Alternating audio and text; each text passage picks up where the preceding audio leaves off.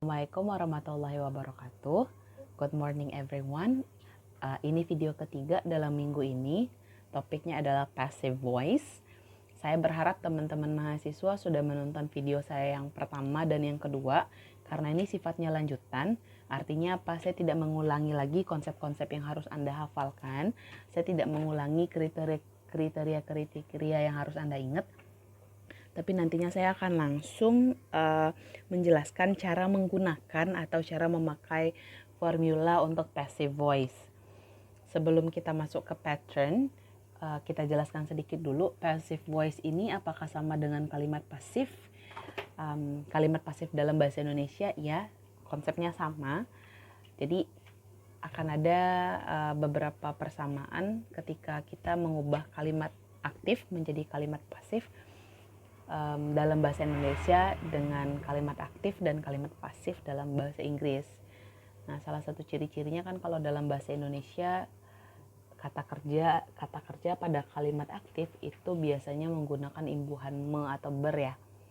Contohnya saya menyapu halaman. Nah, dari kata menyapu itu bisa kita lihat dengan cepat. Menyapu, saya menyapu halaman, berarti kalimatnya aktif. Untuk mengubahnya ke kalimat pasif, selain memindahkan subjek menjadi objek atau objek menjadi subjek, mungkin saya tuliskan sedikit dulu ya. Kan kalau dalam bahasa Indonesia itu saya menyapu halaman. Nah, ini subjeknya, ini kata kerja atau predikatnya, ini objeknya. Nah, kalau dalam kalimat ini kan sederhananya objeknya pindah ke depan, ke sini, gitu. Habis itu subjeknya pindah ke sini, yang ini diganti dari me ke di atau ter. Jadi halamannya pindah ke depan, halaman disapu saya. Nah, ini adalah salah satu contoh cara mengubah kalimat aktif menjadi kalimat pasif, tapi kan itu dalam bahasa Indonesia. Nah, kalau dalam bahasa Inggris gimana? Walaupun terdapat beberapa persamaan, tapi tentu saja juga ada beberapa perbedaan. Nah, passive voice in English itu identik dengan be yang diikuti oleh verb 3 atau past participle. Sekali lagi, dalam kalimat passive voice yang menyatakan dari menyapu ke disapu, disapu itu nanti bentuknya muncul dalam bentuk be diikuti oleh verb 3. Nah, saya masih punya catatan di video kedua yang ini. Semoga masih ingat dan semoga masih ada yang punya catatan, karena sebenarnya ini sudah saya berikan dulu di awal pertemuan bagi yang kuliah intermediate grammar dengan saya. Kita punya 5 konsep kemarin. Nah, untuk passive voice saya sudah tambahkan ke nomor 6. Jadi perbedaannya nanti di rumusnya aja. Cara menggunakannya sama persis. Yang mana yang penanda dia passive itu, penanda dia itu adalah ini, to be yang diikuti oleh verb 3. Tapi rumus dasarnya sekarang kita tambahkan menjadi subject plus auxiliary, nggak verb lagi tapi to be diikuti oleh verb 3. Sekarang cara menggunakannya. Kita mulai dulu dari simple present tense ya. Apa contoh kalimat simple present tense? Ini kita nggak jelasin simple present tense lagi loh ya. Misalnya, the students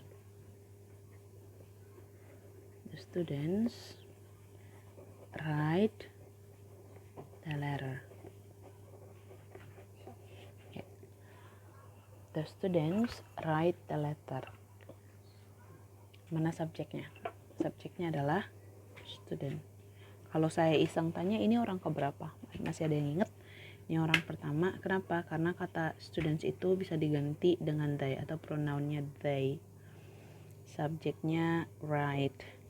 Habis ini kita punya objek. Nah, kalau dalam bahasa Indonesia kan tadi objeknya maju ke depan, subjeknya pindah ke belakang, kemudian kata kerjanya kita ganti imbuhannya. Kalau dalam bahasa Inggris 2 tahap pertama itu sama. Jadi letternya maju ke depan, the letter, habis itu studentsnya di belakang, the students. Sekarang gini, karena dia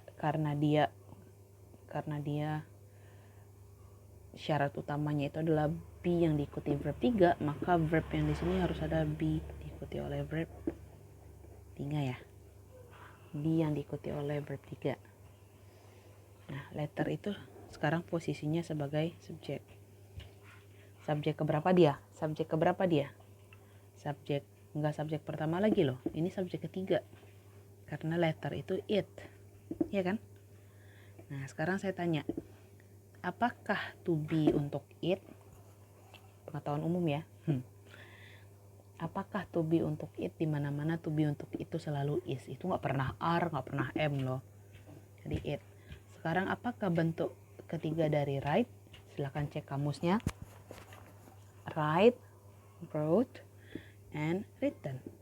Jadi bentuk ketiganya adalah written. Nah, ini masih ada yang kurang sebenarnya nih. Jadi the letter is written karena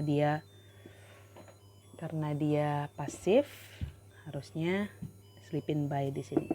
Jadi kalau yang di atas siswa-siswa menulis surat, kalau yang di bawah surat ditulis oleh siswa-siswa. Jadi the letter is written by the student.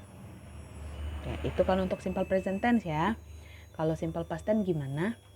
Kenapa kita tidak pakai rumus yang ini? Karena seperti yang kita sepakati di intermediate grammar atau video yang kedua, ini kita pakai untuk tenses yang sudah panjang. Jadi tidak yang untuk simple present tense atau simple past tense ya. Kalau untuk simple present tense, simple past tense ini gampang ingatnya. Kita coba simple past tense. Apa simple past tense contoh kalimatnya?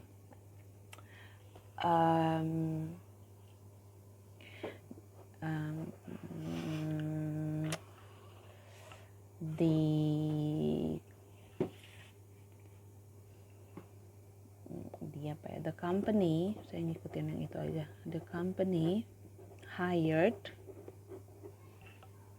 new workers.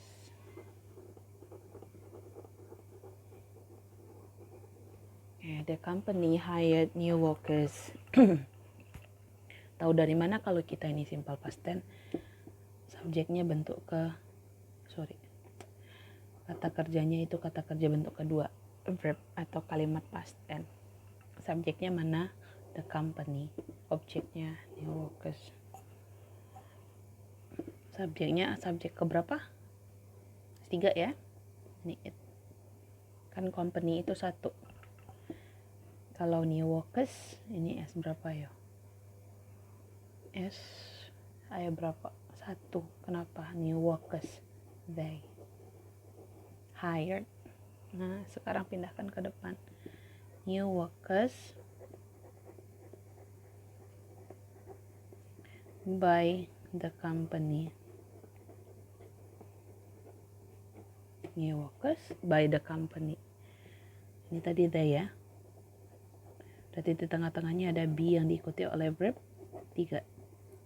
Apakah verb 3 dari hired? Kebetulan itu sama. Hired juga. Be untuk they. Be untuk they apa? Be untuk they apa? Are ya. Nah, are. Tapi kan kita kalimatnya past tense. Maka be yang berlaku juga harus be kedua. Maka dari itu kita pakai katanya were. New workers were hired by the company. New workers were hired by the company. Nah, sederhana. Ini yang mirip dengan bahasa bahasa Indonesia. Nah, sekarang bagaimana menggunakan ini? Kalau seandainya kalimat saya tidak menggunakan tenses sesederhana simple present tense atau simple past tense. Contoh, I have sold the house. I have sold the house. Itu pola kalimatnya present perfect itu. Bagaimana mengubah present perfect, kalimat aktif menjadi present perfect tapi dalam bentuk passive voice. Nah, caranya ya. Tadi kalimat saya apa? I have sold the house. I have sold the house. Ini adalah present perfect. Ada subjek, kemudian ada verb ada have yang diikuti oleh verb 3. Saya nggak jelaskan lagi loh kenapa ini verb 3. Present perfect ya. Nah, sekarang kalau seandainya ingin mengubah ini menjadi passive voice, yang harus Anda lakukan, kita tulis dulu.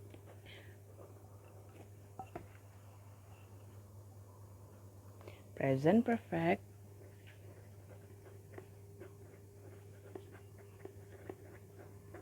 present perfect tense ya.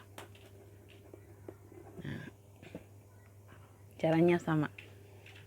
Cari dulu keywords-nya. Keywords-nya di sini ada to have. Habis itu salin formulanya. Subjek ditambah auxiliary ditambah to be ditambah verb 3. Subjek ditambah auxiliary ditambah to be tambah verb 3. Oke. Nah, kalau sudah sampai di sini biasanya kan kita mengerjakan dari belakang ya, to be sama verb 3. Tapi yang dua ini kita nggak acak-acak lagi karena dia part dari patternnya. Jadi yang akan kita perhatikan itu adalah nanti dua ini. Tapi sebelum itu kita salin dulu. Subjek ditambah auxiliary-nya apa? To have ditambah to be plus verb 3. Nah, jadi yang ini jangan diganggu ya, yang dua ini jangan diganggu. Yang ini yang Anda perhatikan. Nah, bagaimanakah bentuk to be kalau di belakangnya itu ada, bagaimanakah bentuk to be kalau di depannya itu ada to have? Kita kembali ke catatan kita yang sebelumnya, berarti ini auxiliary dengan auxiliary yang gandeng 2. Ingat catatan yang ini, auxiliary dengan auxiliary gandeng. Yang di belakangnya itu to be. Coba lihat, yang di depannya itu to have, di belakangnya to be. Jadi kalau di depannya to have, auxiliary-nya bentuk ketiga. Sekali lagi ya, to have yang di depan ya. Kalau di depannya to have, di belakangnya itu harus auxiliary bentuk ketiga. Jadi kalau mau disalin dulu satu-satu, subjek ditambah to have, ditambah to be, tapi dia bentuk ketiga, ditambah verb 3. Ini yang nggak dirubah. Nah, coba lihat subjek ditambah to have, ditambah to be bentuk ketiga. Buka lagi catatannya, tabelnya. To be bentuk ketiga. Apa? Been ya. Been ditambah verb 3. Nah, masih ada yang belum selesai? Ada. Karena kata to have didahului oleh present. Lihat lagi. To have yang present.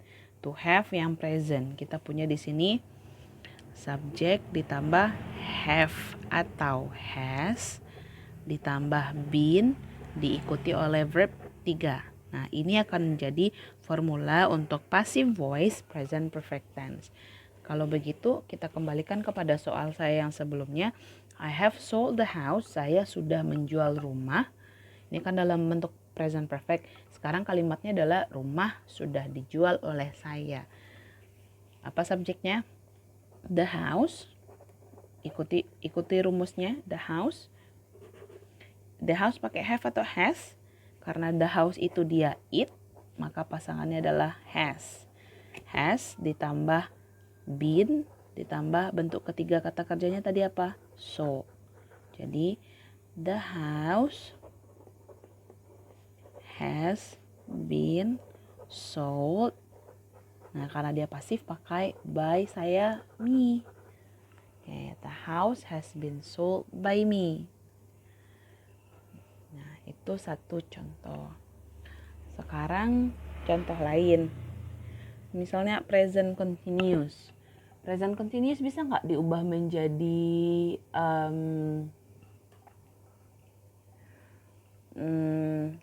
present continuous juga tapi dalam bentuk passive voice. Contoh, Michael is cooking breakfast. ini present continuous ya. Present continuous ditandai dengan verb yang diikuti oleh ing. Nah, sekarang bagaimana cara mengubah present continuous yang ini menjadi present continuous passive voice? Michael sedang memasak sarapan atau sedang menyiapkan sarapan. Sekarang gimana caranya supaya kalimatnya sarapan sedang dimasak oleh Michael? Kan gitu kalimatnya ya. Sarapan sedang dimasak oleh Michael. Kita latihkan dulu dengan membuat patternnya. Present continuous ya. Present continuous tense. Kayaknya saya suka salah-salah nulis continuous ini ya. Apakah keywords untuk continuous? Ya benar, itu to be. Kita salin lagi patternnya. Subject ditambah auxiliary ditambah to be ditambah verb 3. Kita salin subject ditambah to be ditambah verb 3. Kita sepakati tadi yang ini nggak kita ganggu-ganggu. Yang kita perhatikan adalah yang dua ini. Nah, to be dengan to be. Kita lihat catatannya. Bagaimanakah bentuk to be kalau di depannya juga to be? Jadi kita lihat gandeng dua. Depannya to be. Jadi to be kalau di belakang juga to be-nya itu auxiliary-nya itu harus dalam bentuk verb ing. Oke, berarti ini Anda tuliskan dia dalam bentuk subject ditambah to be ditambah to be juga tapi dalam bentuk verb ing ditambah verb 3. Nah, subject ditambah to be ditambah to be yang ing gimana? To be yang ing tahu nggak? Being. Ya kan? Ditambah verb 3. Nah, kalau gitu ini lagi to be-nya belum selesai. Adakah yang mendahului to be? Ada kan? Present. Coba lihat tabelnya. To be yang present. To be yang present. To be yang present itu is, am atau are. Jadi subject ditambah is, am atau are ditambah being ditambah verb 3. Nah, kalau gitu udah dapat ini rumusnya. Kembali ke soal, Michael is cooking breakfast. Jadinya majukan breakfastnya di depan. Breakfast. Nah, apakah to be untuk breakfast is, am atau are? Jawabannya adalah is, karena breakfast itu eat. Jadi is, being, kata kerjanya apa? Cook. Kata kerjanya tadi cooking ya, tapi dia harus dalam bentuk ketiga. Jadinya cook. Siapa yang cook? Michael. Tambahkan by Michael. Nah, jadi kalimatnya breakfast is being cooked by Michael. Nah, sudah selesai kita dengan passive voice. Ini juga akan berlaku untuk beberapa tenses lainnya. Tapi sekali lagi saya tidak mengulangi yang ini ya. Jadi mohon dilihat kembali, mohon dipahami kembali video saya yang kedua yang menjelaskan ini dari awal. Karena sifatnya lanjutan ya, saya cuma melanjutkan saja. Kalau seandainya Anda bingung dengan yang video ketiga tentang passive voice, mungkin Anda harus review dulu yang sebelumnya, atau kalau seandainya masih bingung, boleh hubungi saya secara pribadi. Nah, jadi saya akan cuma kasih 2 contoh untuk kalimat simple sentences biasa dan juga 2 kalimat untuk tenses yang present continuous sama present perfect. Okay. I think that's all for today. So, untuk video keempat saya akan masuk ke kalimat kompleks, if I'm not mistaken. Jadi tunggu aja. Mohon dipahami ya teman-teman. Thank you very much. Assalamualaikum warahmatullahi wabarakatuh.